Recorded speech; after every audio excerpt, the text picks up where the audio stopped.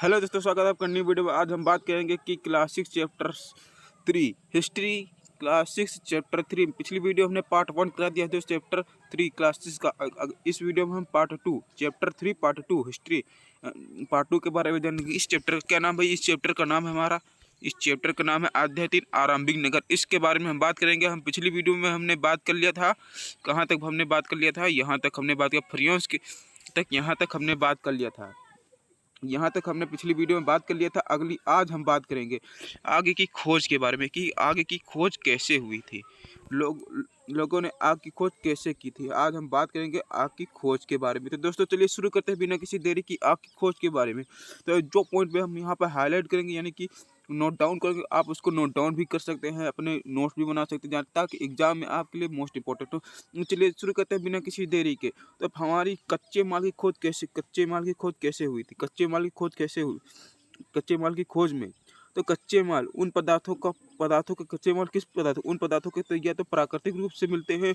कच्चे माल उसे कहते हैं जो प्राकृतिक रूप से मिलते हैं, या फिर किसान पशुपालक उनका उत्पादन करते हैं। जैसे कि किसान आप देखते होंगे कि दाल चावल गेहूँ इस सब का उत्पादन करते हैं, और पशुपालक उनका उत्पादन करते हैं। पशुपालक उनका उत्पादन करते हैं, जैसे कि लकड़ी हो गई। कच्चे माल क्या होगा भैया? लकड़ी होगी। और जैसे लकड़ी हो गई, धातु होगा, अयस्क प्राकृतिक रूप से उपलब्ध कच्चे माल हैं।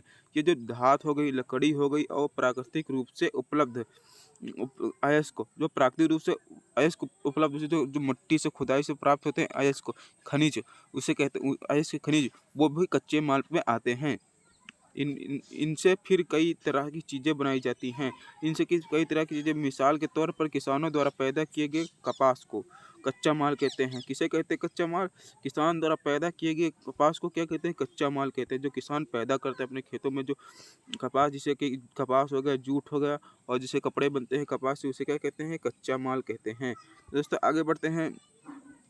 इसमें देखिए जिससे बाद में कताई बुनाई करके कपड़ा तैयार किया जाए। कपास से क्या तैयार किया जाता है? कपड़ा तैयार किया जाए।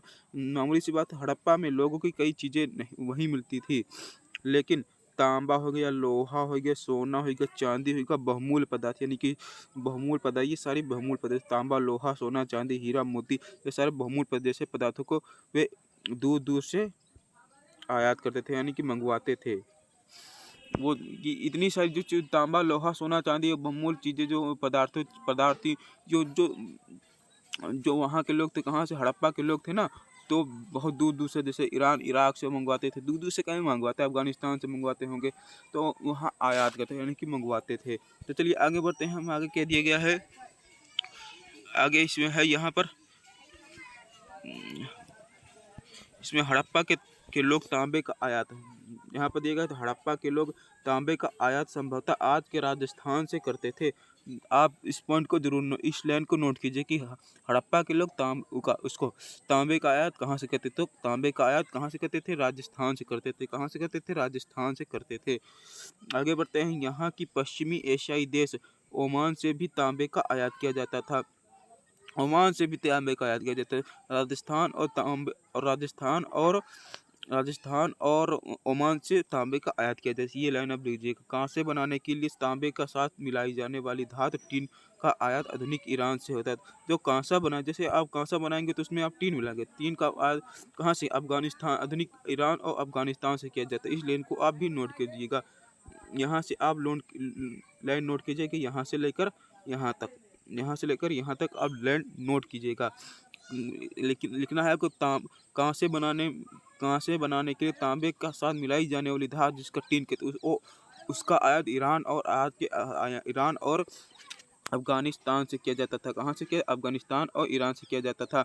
सोने का आयात आधुनिक कर्नाटक से किया जाता है। ये भी लोग आप नोट कीजिएगा। यहाँ तक सोने का आयात कहाँ से किया जाता है? कर्नाटक से किया जाता है। बहुमूल्य पत्थर का आयात गुजरात, ईरान और अफगानिस्तान से किया जाता था। ये भी आप लोग लाइन नोट कीजिएगा। तो आगे बढ़ते हैं बिना किसी देरी के दोस्तों। आगे हमारा क्या बताया गया है, ये आप यहाँ पर देख सकते हैं। चीज़ों को एक जगह से दूसरी जगह कैसे ले जाया जाता था। इन चित्रों को देखें। जैसे पहले के ज़माने में जो हड़प्पा के लोग थे, ऐसी ही कोई, जैसे कि बैलगाड़ी होती होगी, ऐसी ही बैलगाड़ी जो खींचकर सामान इसे ढोते होंगे। आगे बढ़ते हैं यहाँ पर। दिया गया है। अगली हेडिंग हमारी है नगरों में रहने वालों के लिए भोजन। नगरों में जो रहा करते थे उनके लिए भोजन कहा जाता था। तो जो नगरों में रहते थे रहने के लिए भोजन, तो लोग नगरों के अलावा गांव में भी रहते थे। जो लोग रहते थे नगरों के गांव में, वो अनाज उगाते थे गांव के लोग आए, और जानवर पालते थे। अनाज एक्चुअली आप देखते हैं कि आपने जैसे गांव में रहते थे तो लोग अनाज उगाते हैं, खेती करते हैं, बाड़ी करते हैं उसके, और पशुपालन भी करते हैं, यानी कि पशुओं को भी पालते हैं। किसान चरवाहे ही शहर में रहने वाले शासकों, लेखकों और दफ्तरों को खाने का सामान देते हैं। किसान और चरवाहे ही, जो किसान होते हैं जो जानवर चराते हैं, चरवाहे उन्हें कहते हैं, और जो रहने वाले शासकों को, जो किसान ही साले शासकों, लेखकों, दस्तकारों, ऑफिसरों को ही सामान या खाना देते थे।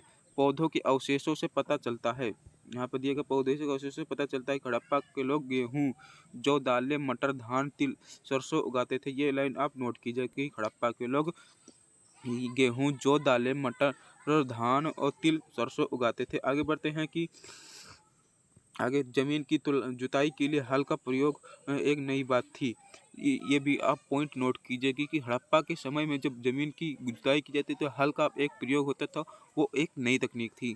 हड़प्पा काल के हल नहीं बच पाए हैं क्योंकि वे प्रायः लकड़ी से बनाए जाते थे। हड़प्पा काल की हल किससे बनाए थे? लोहे से नहीं, लकड़ी से बनाए जाते थे। लेकिन हल के आकार के खिलौने मिलते थे। खिलौने मिले हैं, हल के आकार के खिलौने भी मिले हैं। इस क्षेत्र में बारिश कम होती थी, जो हड़प्पा में थी ना भैया, इनको बारिश कम होती, इसलिए सिंचाई के लिए लोगों ने कुछ तरीके अपनाए होंगे। संभवतः पानी का संचय किया होगा, यानी कि पानी इकट्ठा किया होगा। गड्ढा खोद के जरूरत पड़ने पर उसमें फसलों की सिंचाई की जाती थी। गड्ढा खोद का, उससे जब बारिश होती तो गड्ढा खोद देते होंगे, गड्ढे में पानी भर जाए तो उसका उपयोग सिंचाई के लिए कर लिया जाता होगा। आगे बढ़ते हैं। हड़प्पा के लोग गाय, भैंस, भेड़ तथा बकरियां पालते थे। ये पॉइंट आप नोट कीजिए। बस्तियों के आसपास तालाब तथा चारगाहें होते थे, ये भी पॉइंट नोट कीजिए। लेकिन सूखे महीन मवेशियों को झुंडों को चारा पानी का तलाश में दूर दूर तक, सूखे महीनों में जो मवेशी होते थे, जो मवेशी झुंड यानी चरवाहे जो थे, चरवाहे थे जो अपने जानवरों को चराने जाते थे, मवेशियों के झुंड में चारा पानी के लिए दूर दूर तक जाते थे, बहुत दूर दूर तक जाते थे। आगे बढ़ते हैं। दूर दूर तक ले जाया जाता था। वे बैर जैसे फलों को इकट्ठा करते थे। बैर बैरी आप खाए होंगे, वही बैर होती। मछलियां पकड़ते थे और हिरण जैसे जानवरों को शिकार भी करते थे। आगे बढ़ते हैं। ये हमारी हेडिंग कंप्लीट हो गई। तो आगे अगली हेडिंग हमारी भैया क्या है? अगली हेडिंग हमारी गुजरात में हड़प्पा कालीन नगर का सूक्ष्म निरीक्षण। जब गुजरात में हड़प्पा कालीन के बारे में निरीक्षण किया, यानी कि खोज की गई, तो उसके कच्छ के एक इलाके में खादिर, गुजरात में एक कच्छ है, कच्छ की खाड़ी, आपने नाम सुने? अगर आपने कच्छ की खाड़ी, वहीं पर गुजरात में कच्छ की खादिर खेत किनारे धोलावीरा नगर बसा है। गुजरात में एक धोलावीरा नगर, वहाँ साफ पानी मिलता है और जमीन उपजाऊ भी थी। जहाँ हड़प्पा सभ्यता के कई नगर दो भागों में विभक्त थे, वहीं धोलावीरा नगर के 3 भागों में बांटा गया। धोलावीरा नगर कितने भागों में बांटा गया? ये 3 भागों में बांटा गया था। इसके हर हिस्से के 4 और पत्थर की ऊंची ऊंची दीवार बनाई थी। देखिए 3 भागों में बांट दिया और हर हिस्से में दीवार बना दी गई। इधर तुम रहोगे, इधर तुम रहोगे, इधर तुम रहोगे। ऊंची ऊंची दीवार ईंटें की बनाई दी गई। इसके अंदर जाने के लिए बड़े बड़े प्रवेश द्वार होते थे। एक नगर में एक खुला मैदान भी होता था, जहाँ सार्वजनिक कार्यक्रम आयोजित किए जाते थे। यहाँ मिले कुछ अवशेषों हड़प्पा लिपि के बड़े अक्षरों के पत्थर पर खुदा पाया गया है। यहाँ जो अवशेष मिले हैं, जो पत्थरों पर खुदा पाया गया है, लिपि खुदी पाई गई है। आगे बढ़ते हैं। आप ये पॉइंट नोट कीजिएगा क्योंकि वहाँ पर हम पत्थरों पर लिखे अक्षरों की लिपि खुदी पाएगी, अवशेष भी खुदे पाए गए। तो इन अभिलेखों को संभवतः लकड़ी से जड़ा गया था। यह एक अनोखा अवशेष है क्योंकि हम आमतौर पर हड़प्पा के लिए मुहर जैसी छोटी वस्तुएं पाए जाते थे। आगे बढ़ते हैं। आगे है हमारा गुजरात की खंभात की खाड़ी में मिलने वाली साबरमती की एक उपनदी के किनारे। साबरमती जो गुजरात में जाएंगे तो आपको वहाँ पर एक स्थान मिलेगा, इसे कहते हैं खंभात की खाड़ी मिलेगी। और वहाँ पर आप जाएंगे तो साबरमती एक नदी है, उपनदी, उसके किनारे पर एक लोथल नगर बसा हुआ। क्या कौन सा नगर बसा हुआ है भैया? वहाँ पर एक लोथल नगर बसा हुआ, लोथल स्थान बसा हुआ, जहाँ कीमती पत्थर जैसे कच्चा माल का आसानी से मिल जाता था। ये पॉइंट आप नोट कीजिएगा। यह पत्थरों, शंखों, धातुओं से बनाई गई चीज़ों का एक महत्वपूर्ण केंद्र था। इस नगर में एक भूगृह भी था। इस भंडार गृह में कई मोहरें तथा मुद्रांकन तथा मुहरबंदी गीली मिट्टी पर दबाने से बनाई जाती छाप मिली है। इतने। अब यहाँ पर और यहाँ पर ये हमारी हेडिंग आगे बची आगे, हाँ यहाँ पर थोड़ी बची हुई है। अब इसे भी देख लिया, चलो इसे भी देख लेते हैं।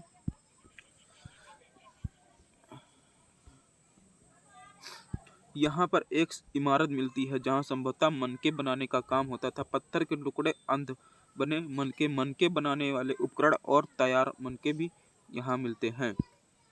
यहाँ पर मिलते थे धोलावीरा। तो आगे बढ़ते हैं। खंभात की खाड़ी, और यहाँ पर कुछ पॉइंट दिया गया है, नोट पॉइंट आप नोट कीजिएगा। देखिए